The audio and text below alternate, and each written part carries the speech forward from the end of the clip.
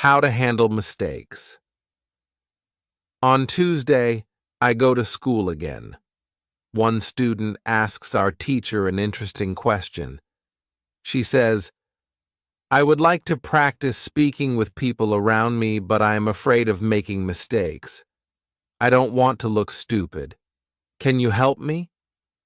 Our teacher says, "Making mistakes is a very interesting topic. There are a lot of opinions on it. I want to show you what I believe is the best approach.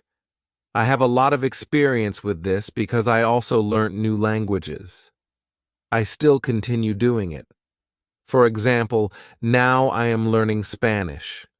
When I speak Spanish, I don't care if I make mistakes or not.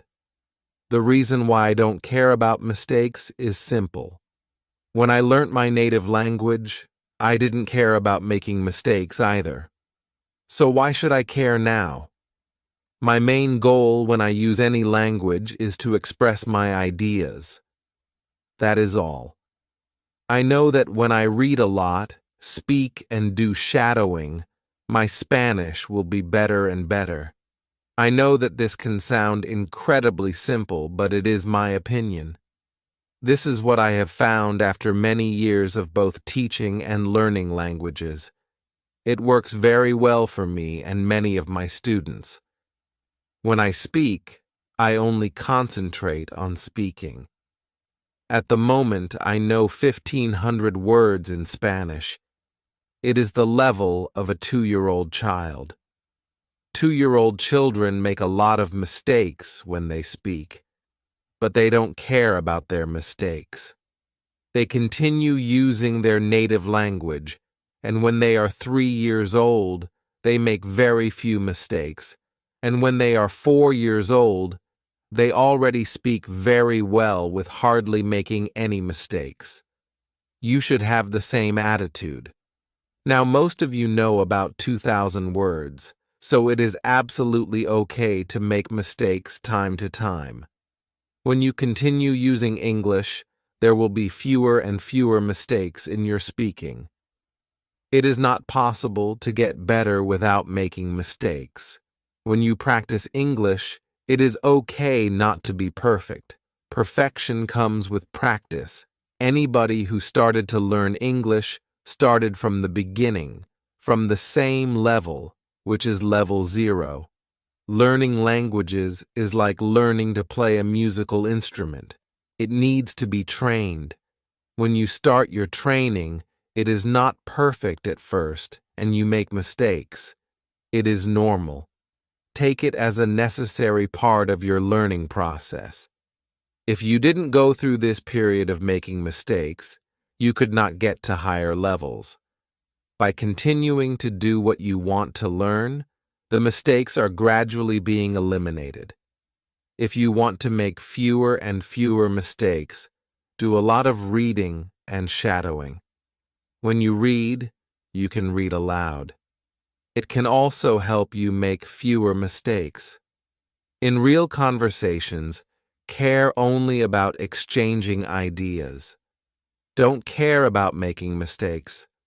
When you speak, you practice changing your thoughts into words. You don't learn grammar or words. You have other activities for that. Don't worry. Everybody who learns a foreign language makes mistakes from time to time. Even famous people, bosses of big companies or politicians. When you listen to these people on TV, you see that they don't care about mistakes. They care about what is important, and that is expressing their ideas. You should do the same. Does it make sense? The girl says, "Yes, thank you." If you don't want to make mistakes, do a lot of reading and shadowing.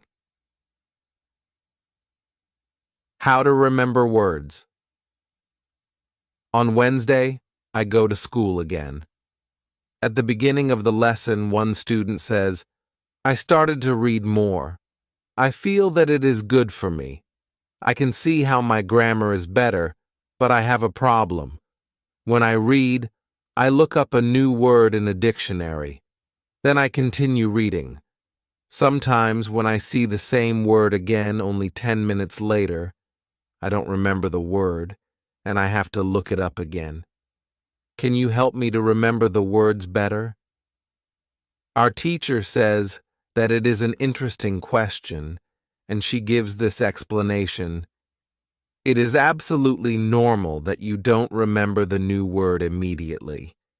Usually, you will have to look up the word 5 times before you remember it. There will be also words that you will have to look up 10 or 15 times. These words are usually verbs. When we learn a new word, the word goes through phases. Only when you achieve the last phase, you remember the word very well. There are 5 of these phases. Let's have a look at them. The first phase is the moment when you see the word for the first time and you don't know the word. You look it up in the dictionary. The second phase is the moment when you see the word that you have already looked up in the dictionary or heard or saw it in the past. You know that you saw this word before, but you still don't remember its meaning. You look up the word again. The third phase is the moment when you see the word again and you feel what it could mean, but you are not sure.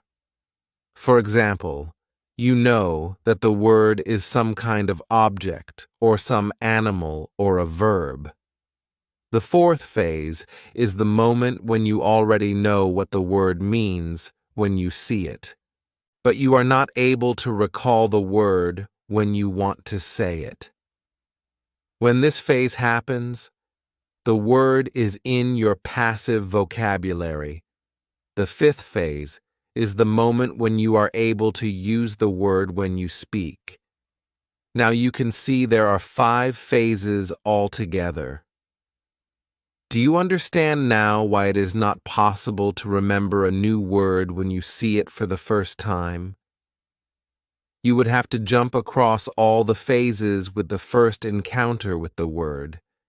You have to see or hear every word several times and let it go through all the phases until you get to phase number 5. You can be happy not only when you learn a new word perfectly, but also when you get from one phase to the other. When it happens, you are closer to the final goal, and it is to use the word without problems in everyday communication. All of this is interesting to me. I didn't know about these phases, but it is all logical. It also happened to me that I looked up a new word in the dictionary, but 2 minutes later, I didn't know what the word was, and I had to look it up again. I felt stupid that I didn't remember the word. Now, I know that it is absolutely okay not to remember the word forever when I see it for the first time. I need several encounters with the word before I can use the word well. After school, I go to my football training. Our coach tells us that there will be a match on Saturday. The school team will play against another school team from Cambridge. Our coach tells me to come and play for the school team. I am very happy, and I am looking forward to the Saturday match. When you want to remember a new word, you need to see or hear the word about 10 times. How to improve. Listening. The next day, I go to school again. One of the students has an important question. He wants to know how to improve his listening skills. He wants to know what the best approach is. Our teacher says, "Thank you for your question. Good listening skills are very important for communication. If you don't understand what people are saying, it will be difficult for you to speak with them. There are a lot of materials on the internet for students of English. Some students can have a problem with finding the right listening materials for them. Let's have a look at what you should listen to. There are two types of materials which you can listen to. You can listen to some audio or you can watch a film. These are quite different materials and different rules apply to them. When you listen to some audio, you should know 95% of the words or more. If the audio has a lot of new words, read the text first, if possible, and make sure you know all the words. When you practice listening, you practice getting information from a spoken language. You don't try to learn new words. Of course, sometimes you can learn new words, but it is not the main goal. When you listen, concentrate on getting information from spoken English. It is important to use materials at your level of English. For example, you can use books in simplified English which contain an audio recording. I really recommend these books to you. They are fantastic because you can choose a book at your level of English. When you have such a book, read the book first and then listen to the recording at home or when you travel. You can read two great books at www.robinsoncrusoeinlevels.com or www.thelittleprinceinlevels.com. You can also visit www.newsinlevels.com if you like listening to the news. All these materials are in 3 levels of English. The second type of materials for listening practice are films and videos on www.youtube.com. These are also great. You can start using them when you know 2,000 words in English or more. This is what you should do with a film. Watch it for the first time with subtitles so that you know what the film is about. Then watch the film without subtitles. If you like the film very much, you can watch it more than once. When you watch one film many times, with every view, you will understand more. It is also good to watch videos on the internet about interesting subjects. For example, if you like nature, you can watch documentaries about nature. You can also watch reality shows. Reality shows are much easier to understand than films or documentaries because the structure of the show is usually the same. It is necessary to have at least 30 minutes a day of listening. The more you listen, the faster you will understand more words. When listening, you should always look at what you already understand, even if it is just 10% at the beginning. It is very easy to demotivate yourself by realizing all of the parts that you don't understand yet. Look at what you already know. Be happy for every new sentence you have understood. Listening is the easiest way to learn. You don't have to do anything. You just listen. Did this information help you? Yes, says the student. Thank you. The listening topic is very interesting for me. Now I know what to do to improve my listening. When you want to be good at listening, listen for 30 minutes every day. What you need.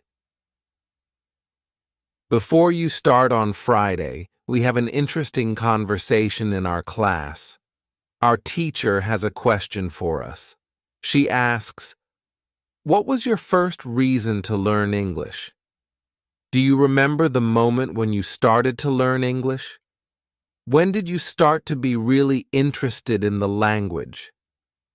I say that I remember the moment when I started to be interested in English. My teacher says, "Can you tell us what happened?" I say, yes. First, I have to say that English wasn't always my favorite subject. I started to learn English at high school. At the beginning, it was very difficult for me. I didn't understand the structure of the language. It was illogical to me. I tried to remember words. I tried to learn grammar, but it was very hard. When I finished high school, I was still only a beginner. I couldn't speak English, and I believed that I would never learn this language properly. I simply believed that English wasn't for me. Then something happened. I always liked music, and when I was 20, I started to listen to the Beatles. I wanted to understand what they were singing, so I started to translate their songs.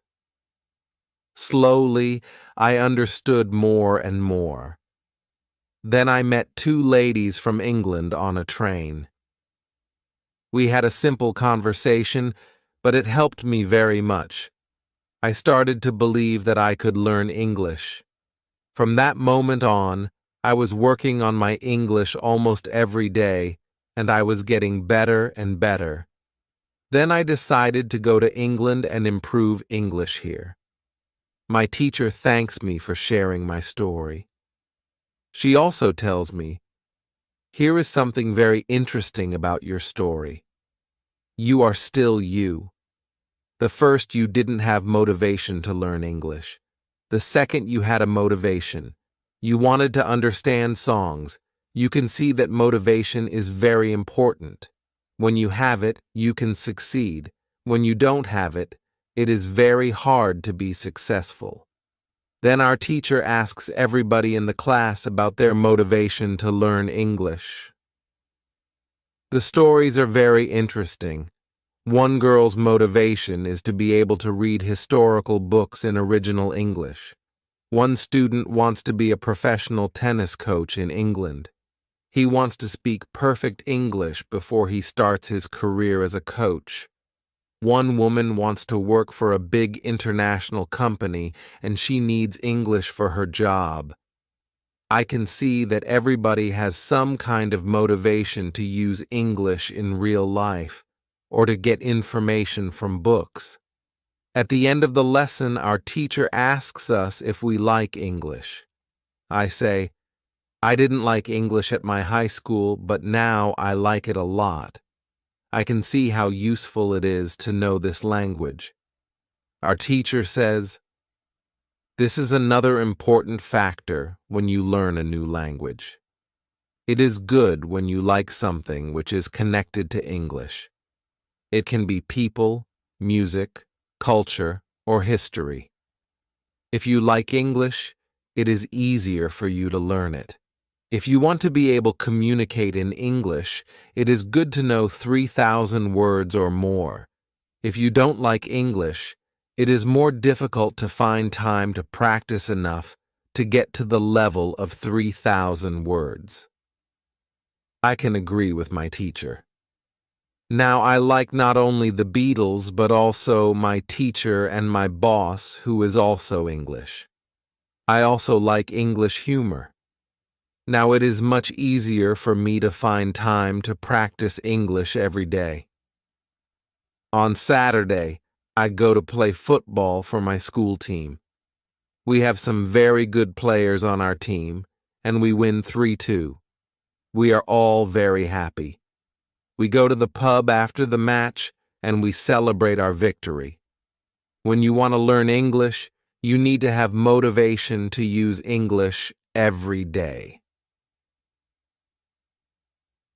How to learn 3,000 words. During the next lesson, one of the students asks our teacher this question: "You told us that it is good to know 3,000 words. Where can I find these 3,000 words that are the most important for me to learn?" My teacher replies, "You can Google a list of the 3,000 most frequent words in English, but such a list will not help you much. When you start to learn words from this list, you will learn words outside the context. You will learn the words that are not connected with any story. You will not learn what other words are connected with these words in sentences. You will learn them in your short-term memory. This system works only for some words. These are basic words which describe things and people around us. For example, mother, father, apple, blue, orange, dog, cat, book, car, house, city, boy, girl, water, cinema, or paper. These are words which represent something that you can imagine easily. For example, when you learn the word dog, you know immediately what it is. You have a clear idea in your head what the word means. Yet when you want to learn words such as appreciate or suppose, this system doesn't work well. This is a problem many students experience. They start their studying by using lists of words. It works at the beginning, and they believe that they can learn English this way. They don't know that when they achieve the level of 1,000 words, they have to start using a different system. If you want to learn words from a higher level, you have to learn them from whole sentences. If you understand the meaning of a word in the context of a sentence, you will learn the word much better. You can learn words from lists, but there is usually a limit where you can go with this way of learning, and it is 1,000 words. Also, way of learning is very slow. There are much better ways which we have already spoken about, such as reading. For beginners, the best book to read is Robinson Crusoe in simple English. You can find this book at www.robinsoncrusoeinlevels.com. It is the best book I know of for learning new words for beginners. There is also one interesting rule that applies here. Every word that is important for you will come back to your life again and again until you learn the word. This is very similar to the way we learn your own language. When we are children, we don't study from lists of words. We just use the language, and important words keep coming into our lives again and again until one day we know what the words mean. We keep learning new words this way all our lives. For example, the verb Google is a new word in many languages. We learnt this word by using the language. We didn't learn this word from any list of words. When you heard the word Google for the first time, you probably didn't know what the word meant.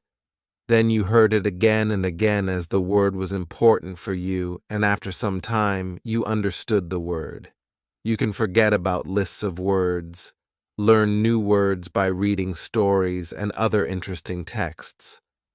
When you use English a lot every day, you will learn new words more effectively than from lists of words. Does it make sense? Yes, says the student. Thank you. After school, I go to my work. I already understand how to do my work very well. Things start to be automatic.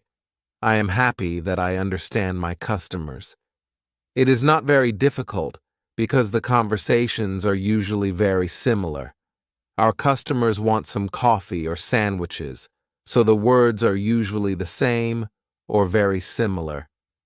My confidence goes higher, and sometimes I start to have longer conversations with our customers. Everything is good, but then something happens. It is a little bit shocking for me. When you learn a new word, learn it as part of the whole sentence,